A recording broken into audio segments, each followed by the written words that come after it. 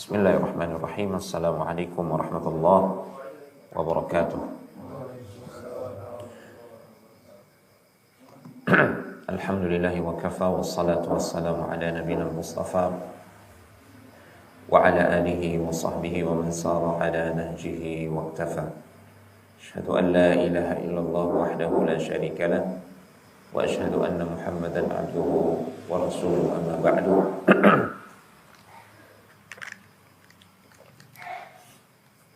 Ikhwatal iman rahimani wa rahimakumullah.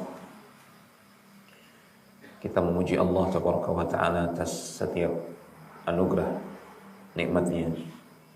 Salawat serta salam semoga tercurahkan untuk baginda Rasulullah sallallahu alaihi wasallam. Ikhwatal iman rahimani wa rahimakumullah.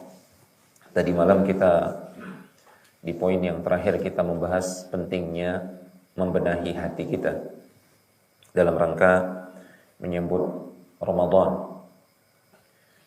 Pada kesempatan kali ini ada 10 poin yang terkait amalan hati, akidah atau prinsip yang harus kita tanamkan dalam hati kita.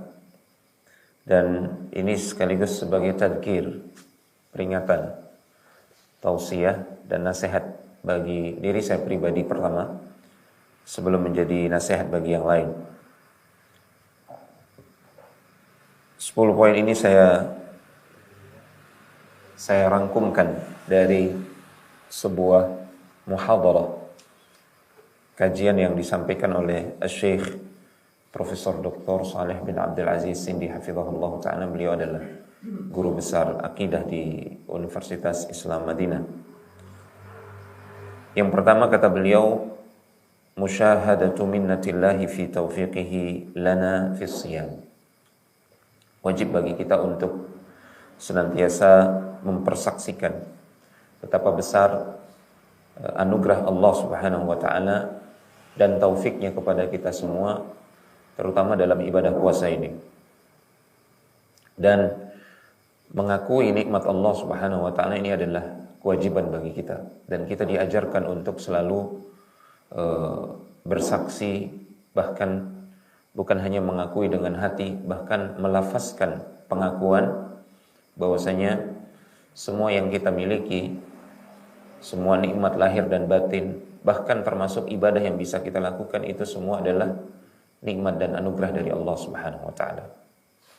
Setiap pagi dan sore kita diajarkan untuk mengucapkan sayyidul istighfar. Allahumma anta rabbi la ilaha illa anta khalaqtani wa ana 'abduka wa ana 'ala 'ahdika wa wa'dika mastata'tu abu'u laka bi ni'matika 'alayya. Salah satu ungkapan dalam sayyidul istighfar, zikir pagi yang kita baca itu adalah abu'u laka bi ni'matika 'alayya.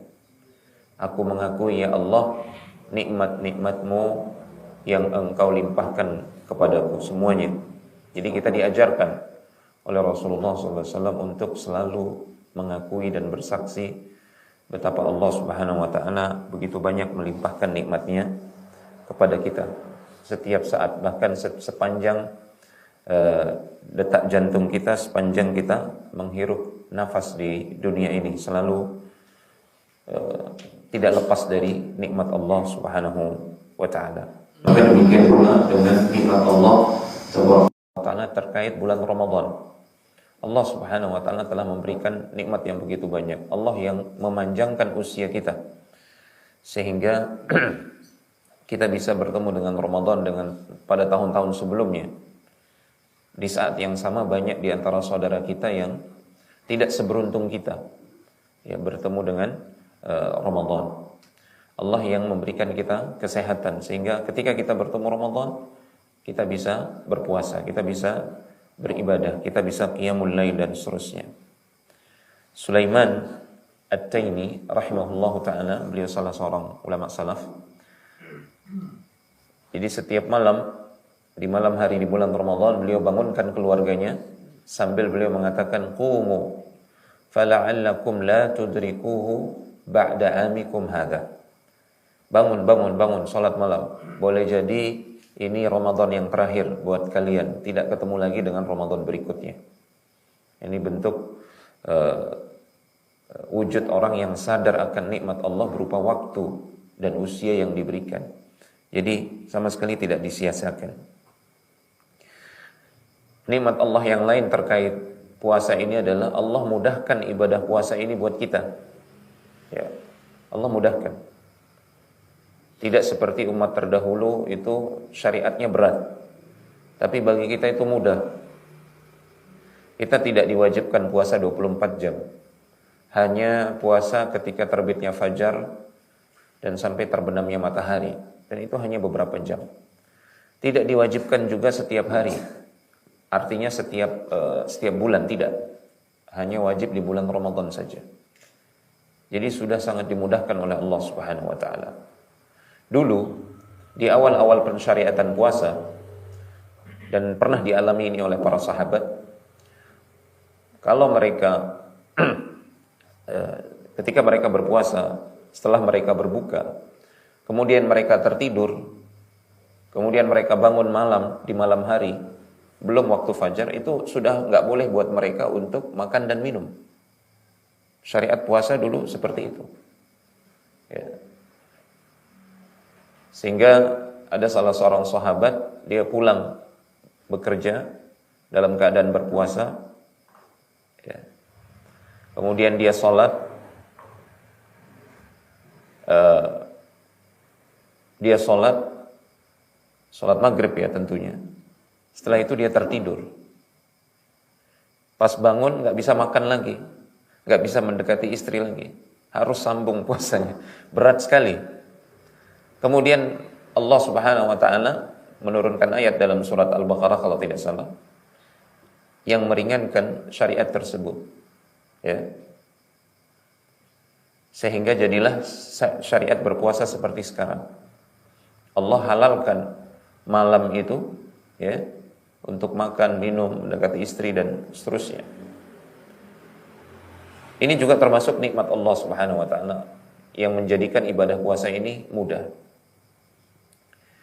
Termasuk nikmat Allah juga yang harus kita akui dan harus kita tanamkan dalam hati kita adalah Allah memberikan kita nikmat berupa ilmu. Ilmu tentang bagaimana cara berpuasa yang benar, ilmu tentang syariat, mengenal sunnah Nabi SAW dalam berpuasa. Di tengah banyaknya manusia yang jahil, tidak tahu bagaimana puasa yang sesuai dengan sunnah Rasulullah SAW. Jadi ilmu ini juga termasuk sebesar-besar nikmat yang Allah berikan kepada kita. Ya. Kita berada di pulau yang terpencil. Ya. Namun Allah Subhanahu wa taala mendatangkan Al-Qur'an dan sunnah ke tempat kita.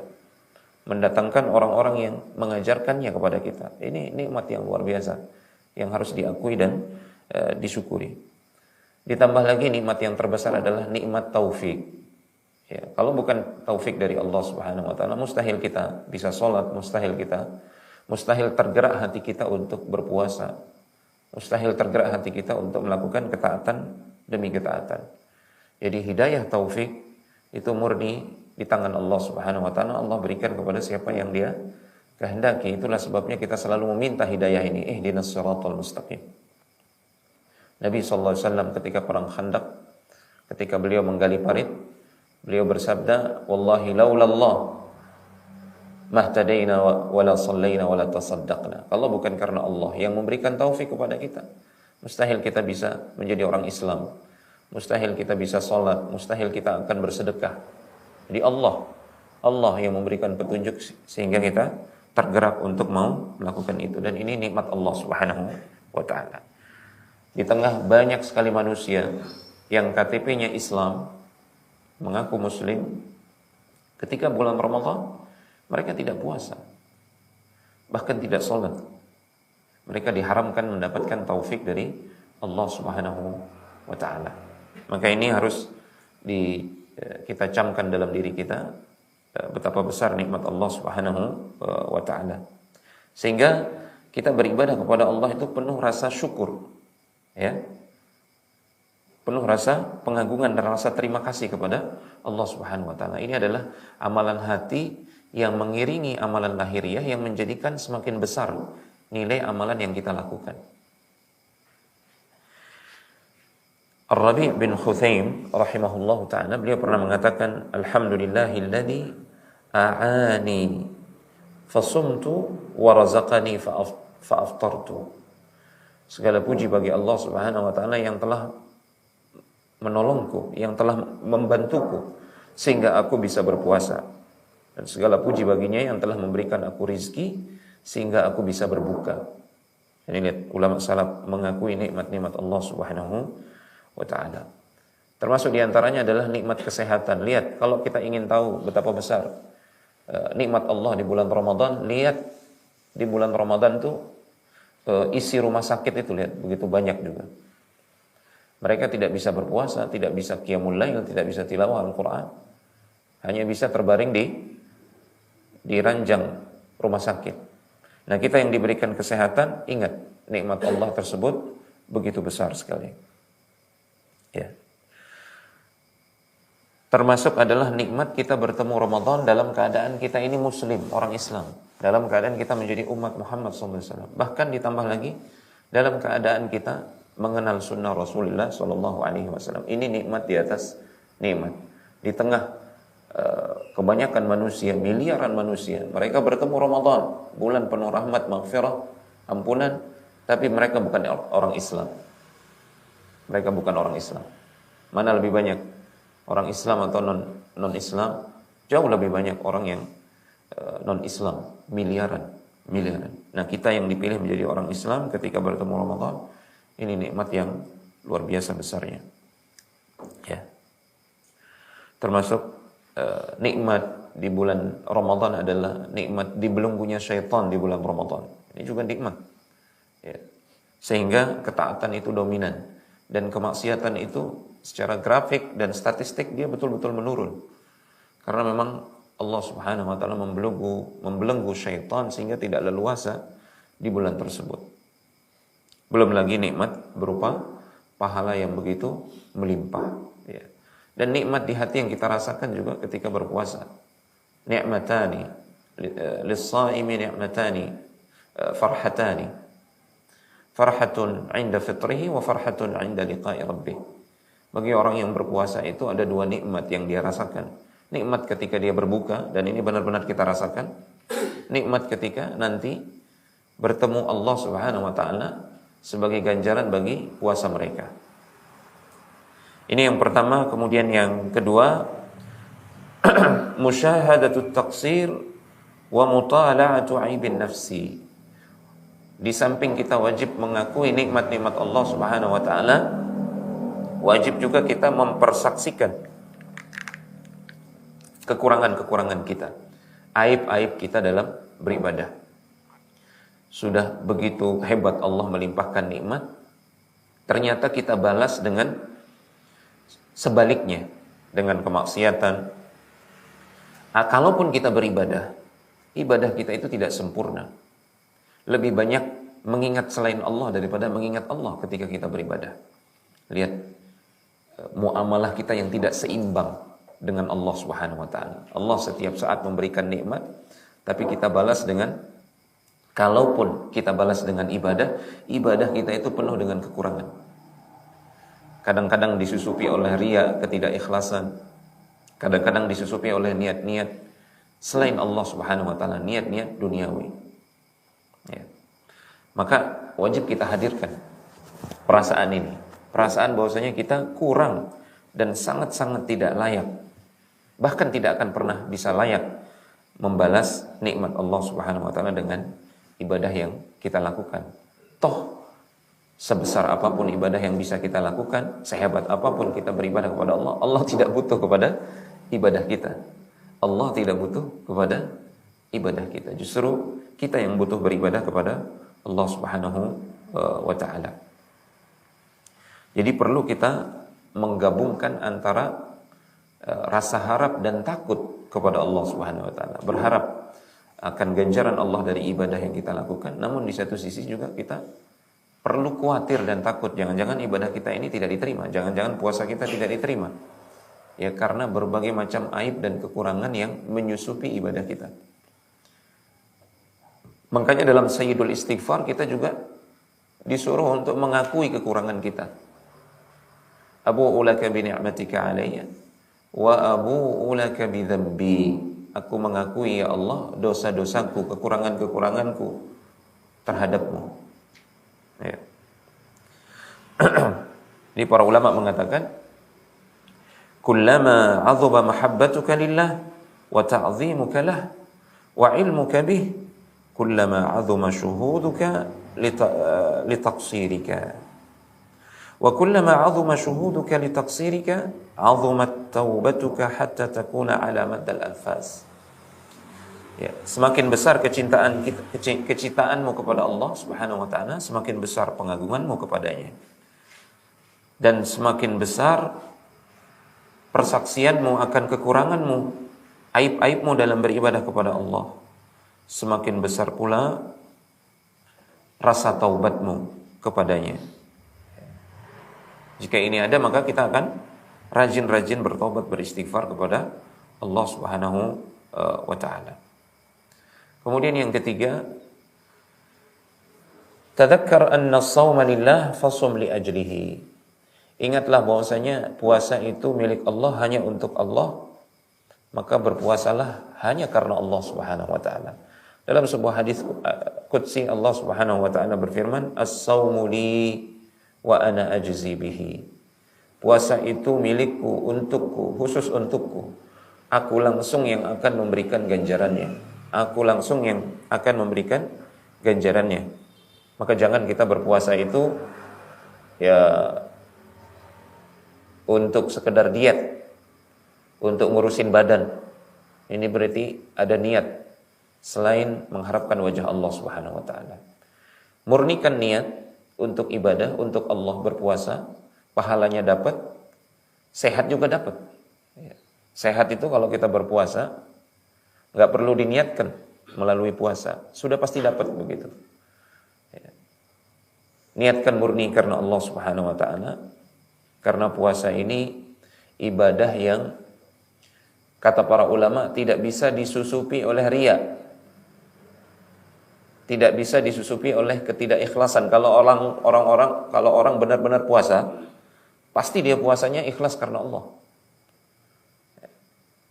Ya, karena bisa saja seseorang menyembunyikan dirinya, dia tidak berpuasa tapi dia seolah-olah berpuasa di hadapan orang lain. Makanya ibadah puasa ini sebenarnya ibadah yang tidak nampak. Ya, orang yang puasa dan tidak puasa sama saja penampilannya. Beda dengan ibadah sholat, kelihatan orang yang sholat gerak-geriknya. Beda dengan ibadah tilawah Al-Quran, kelihatan dia sedang membaca Al-Quran. Adapun puasa tidak kelihatan, hanya Allah yang bisa melihat, hanya Dia dan Allah yang tahu. Makanya Allah mengatakan as-shaumu li, puasa ini khusus untukku, aku sendiri yang akan memberikan ganjarannya. Maka tidak heran ganjaran orang yang berpuasa itu tanpa batas. Tanpa batas, karena Allah sendiri yang akan memberikan balasannya. Yang keempat, imanan wahtisaba. Tanamkan dalam hati bahwasanya kita puasa itu karena dua hal. Imanan wahtisaba. Betul-betul karena keimanan kepada Allah, meyakini apa yang dijanjikan oleh Allah berupa pahala nanti di akhirat, surganya. Jadi kita puasa itu karena meyakini Allah Subhanahu wa taala, meyakini janji Allah dan janji Rasulnya bagi orang yang berpuasa. Kemudian yang kedua adalah ihtisaban, berharap ganjaran dan pahala tersebut dari Allah, ya. Bukan berharap yang lain, ya. Berharap misalkan sembuh dari penyakit, berharap bisa nurunin badan, itu pasti didapat sekalipun tidak diniatkan, ya. Maka dua hal ini harus kita tanamkan dalam hati kita, karena hadisnya jelas mengatakan man shoma ramadhana imanan wahtisaban, man qama ramadhana imanan wahtisaban, man qama lailatul qadri imanan wahtisaban. Siapa yang puasa salat malam, salat di malam qadar, di lailatul qadar, dengan iman, penuh keyakinan kepada Allah dan ihtisaban, mengharapkan ganjaran dari Allah. Ini yang mendapatkan janji ghufira lahu ma taqaddama min dzambi, akan diampuni semua dosa-dosanya yang telah lalu. Ya. Jadi iman, ihtisab. Jadi al-iman ini adalah penggerak yang menggerakkan kita berpuasa. Tujuannya adalah ajar minallah, mendapatkan ganjaran dari Allah Subhanahu wa taala. Kemudian yang kelima, ihtasib thawab as-siyami wa tadhakkar anna alladhi yajzi bihi huwal karim subhanahu. Ingatlah bahwasanya ingatlah ganjaran puasa yang begitu besar tanpa batas. Ingat bahwasanya yang akan memberikan ganjaran itu secara langsung adalah Allah Subhanahu wa taala. Ya. Kalau ada orang dermawan, ya, katakanlah presiden misalkan, dan dia dermawan, dia langsung yang mengatakan saya yang akan memberikan hadiah ini secara langsung. Pasti hadiahnya itu hadiah yang sangat besar, nilainya sangat fantastis. Ya, dia seorang dermawan, orang yang terpandang gitu. Memalukan kalau dia hanya memberikan hadiah itu hanya sedikit. Nah, bagaimana lagi kalau yang mengatakan demikian itu zat yang maha karim, akramul akramin, zat yang maha karim, yang maha dermawan, yang paling dermawan di antara semua yang dermawan, yang perbendaharaannya, nikmat dan anugerahnya itu tanpa batas. Kalau dia mengatakan saya langsung yang akan memberikan ganjarannya, berarti ganjarannya ini ganjaran tanpa batas. Ya, sudah tidak bisa dibayangkan lagi berapa besarnya. Ini tanamkan dalam hati, dan ini akan menambah semangat kita dalam berpuasa. Ingat janji Allah akan satu pintu di surga untuk orang-orang yang berpuasa, pintu Ar-Rayyan, khusus bagi orang-orang yang puasa. Ingat bahwasanya berpuasa satu hari di jalan Allah bisa menjauhkan kita dari neraka 70 tahun. Satu hari. Man shama yawman fi sabilillah ba'adahu Allahu 'anil nari 70 kharifa. Siapa yang berpuasa satu hari fi sabilillah, di jalan Allah Subhanahu wa taala, Allah akan jauhkan wajahnya dari api neraka selama 70 tahun. Jadi alaika bisiyam fa innahu la idlalah. Hendaknya kalian berpuasa, wajib kalian berpuasa, karena ibadah puasa itu tidak ada tandingannya. Ini hadis-hadis seperti ini perlu kita ingat-ingat supaya kita bersemangat dan justru bersyukur bisa menjalankan ibadah puasa tersebut. Ya. Tambahkan juga kekhawatiran, rasa takut tidak bisa meraih keutamaan Ramadan.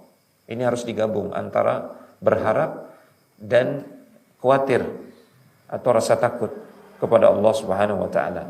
Antara khauf dan raja itu harus digabung. Ya, berharap dan khawatir tidak bisa mendapatkan keutamaan Ramadan. Yang keenam, istahdir darsal ubudiyah. Ketika kita berpuasa, hadirkanlah pelajaran tentang ubudiyah. Pelajaran bahwasanya kita ini hamba Allah. Kalau orang Sasak menyebutkan kita ini panjak. Panjak itu ya budak lah. Budak yang bisa disuruh apa saja, yang nggak boleh membantah, nggak boleh protes. Hadirkan perasaan itu di hadapan Allah ketika kita sedang berpuasa. Maka apa saja perintah Allah jalankan. Sami'na wa ata'na. Prinsipnya itu. Sami'na wa ata'na. Kita diperintah oleh Allah Subhanahu wa taala untuk menahan diri dari makan dan minum. Ya. Di satu bulan tertentu, yaitu bulan Ramadan. Enggak boleh ada protes. Kenapa enggak di bulan Syawal? Kenapa enggak di bulan misalkan di musim dingin? Kenapa harus selalu di bulan Ramadan? Jangan protes. Kita enggak ada pilihan lain kecuali mengatakan sami'na wa ata'na. Kita mendengar dan kita taat. Ini darsul ubudiyah, pelajaran penghambaan kepada Allah Subhanahu wa taala. Kita disuruh puasa semenjak terbitnya fajar sampai terbenamnya matahari. Bukan semenjak terbitnya matahari atau sampai asar atau sampai isya misalkan. Tidak. Tapi semenjak terbitnya fajar sampai terbenamnya matahari. Enggak boleh ditambah-tambah. Enggak boleh dikurang-kurangi. Kita enggak punya pilihan lain kecuali mengatakan sami'na wa ata'na. Kita diperintahkan puasa menahan diri di siang hari, bukan di malam hari. andai kata Allah memerintahkan kita puasa di malam hari, ya, kemudian berbuka di siang hari, maka kita tidak punya pilihan selain mengatakan sami'na wa ata'na. Kita mendengar dan kita taat. Kita diperintahkan puasa di bulan Ramadan, tapi justru kita diharamkan puasa tanggal 1 Syawal, hari Id. Justru tidak berpuasa pada hari tersebut itulah ibadah kepada Allah.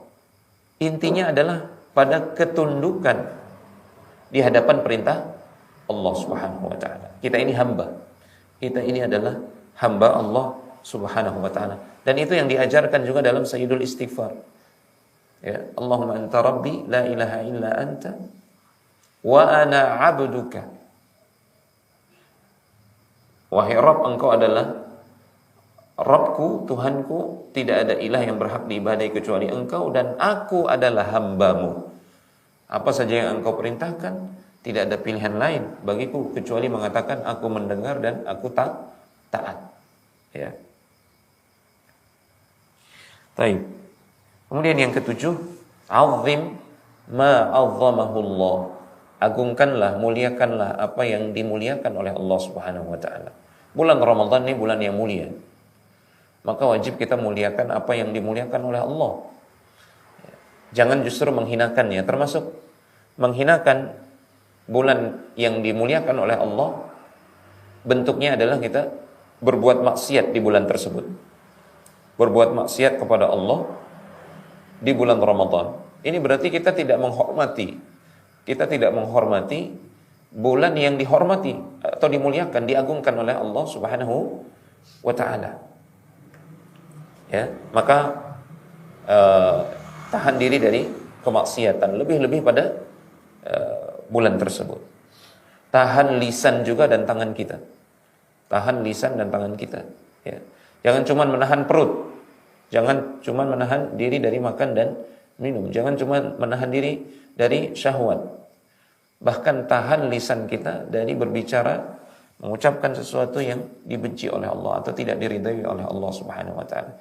Karena itu bentuk penghormatan kita terhadap bulan yang dimuliakan oleh Allah Subhanahu wa taala ini, ya.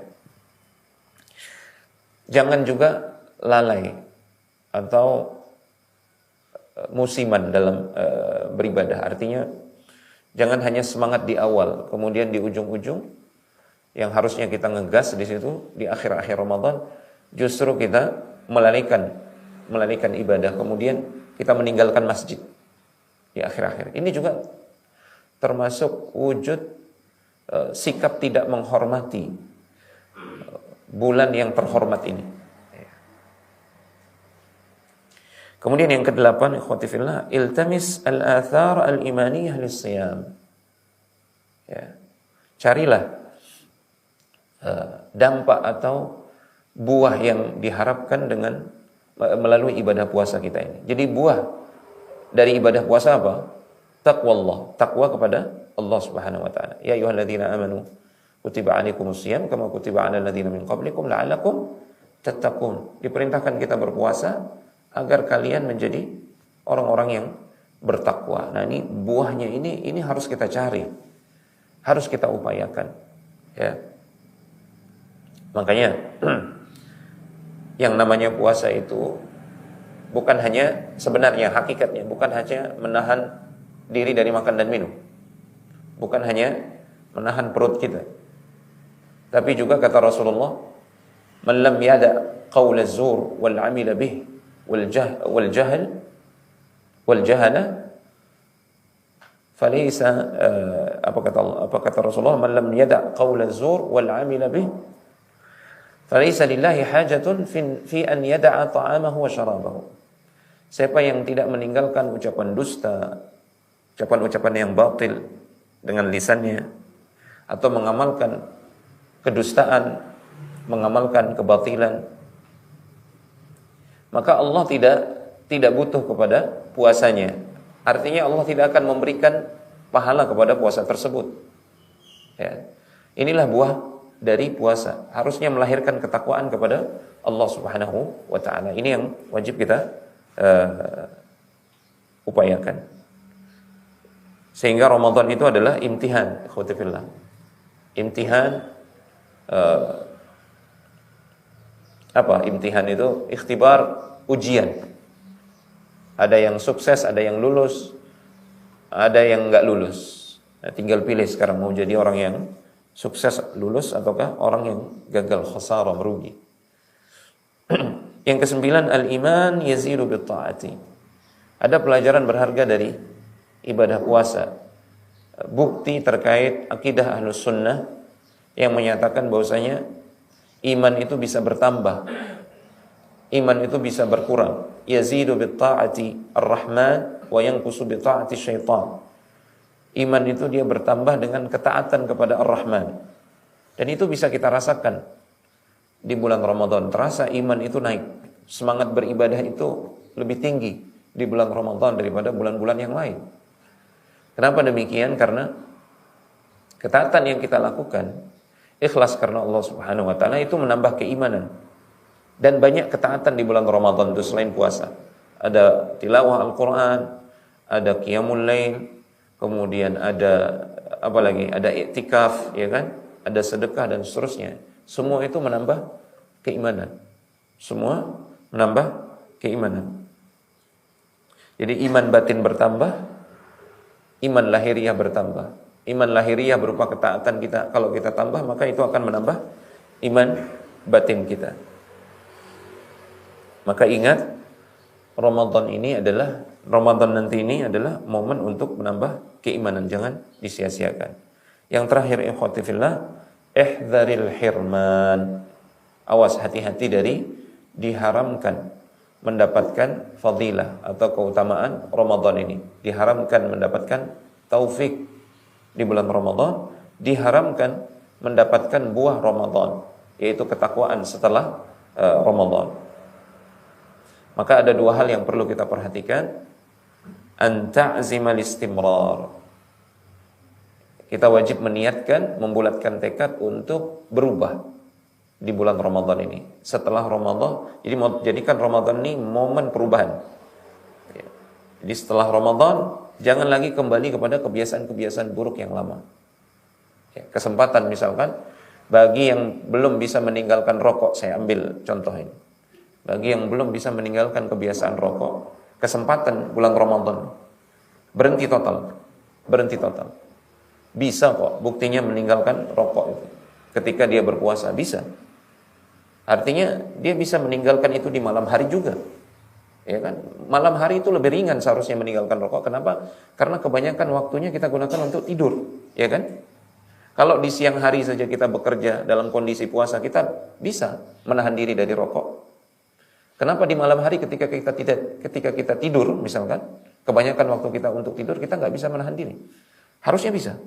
Nah, setelah kita bisa menahan diri selama sebulan penuh, berarti bisa menahan diri selama bulan-bulan yang lain berikutnya. Jadi jadikan itu momentum perubahan. Ini yang pertama. Kemudian yang kedua, an tahfadhath thawaba minadh dhaya. Jaga pahala Ramadan kita nanti itu dari kantong bocor. Kantong bocor. Dia menguap, hilang begitu saja, sia-sia. Sudah capek-capek dikumpulkan pahala tersebut, ternyata dia hilang gara-gara kantong bocor. Kenapa kantong bocor? Karena ketidakikhlasan, ujub setelahnya. Atau karena dosa besar yang dia lakukan setelahnya. Prinsip Ahlus Sunnah, akidah Ahlus Sunnah menyebutkan, dosa besar itu bisa menghapuskan amal soleh yang pernah dilakukan. Ya, para ulama mengatakan, as-sayyatul mutaakhiratu qad tuhbitul hasanatal mutaqaddimah. Dosa besar yang dilakukan belakangan itu bisa menghapuskan pahala amal soleh yang dilakukan sebelumnya. Ini para ulama Ahlus Sunnah mengatakan demikian. Apa dalilnya? Firman Allah, wala tubtilu a'malakum. Allah berfirman dalam surat Al-Baqarah, jangan, ya ayyuhalladzina amanu la tubtilu shadaqatikum bil manni wal adha. Dalam ayat yang lain, wala tubtilu a'malakum. Jangan batalkan amal kalian. Para ulama tafsir menafsirkan, ay bil kabirah. Jangan jadikan dia batal, hangus pahalanya dengan melakukan dosa besar setelahnya. Dosa besar. Ya. Namun jika kita tergelincir maka segera bertaubat. Allah Subhanahu wa taala berfirman, "Innal ladzina taqaw idza massahum ta'ifun minasyaitani tadzakkaru fa idahum mubsirun." Orang-orang yang bertakwa itu bukan orang yang tidak bisa berbuat salah berikutnya. Bukan orang yang tidak tergelincir dalam kesalahan. Mereka adalah orang-orang yang tergelincir dalam kesalahan namun segera mereka ingat kembali. Segera mereka mengucapkan astagfirullah wa atubu ilaih. Ya. Ini ikhwati fillah 10 pelajaran terkait, dan semua ini terkait amalan hati semua. Yang saya sebutkan tadi itu semuanya adalah amalan hati. Semoga Allah Subhanahu wa taala memberikan ilmu yang bermanfaat untuk kita semua, memberikan kita taufik di bulan Ramadan, memanjangkan usia kita di atas ketaatan, mempertemukan kita dengan Ramadan sebanyak-banyaknya di atas ketaatan.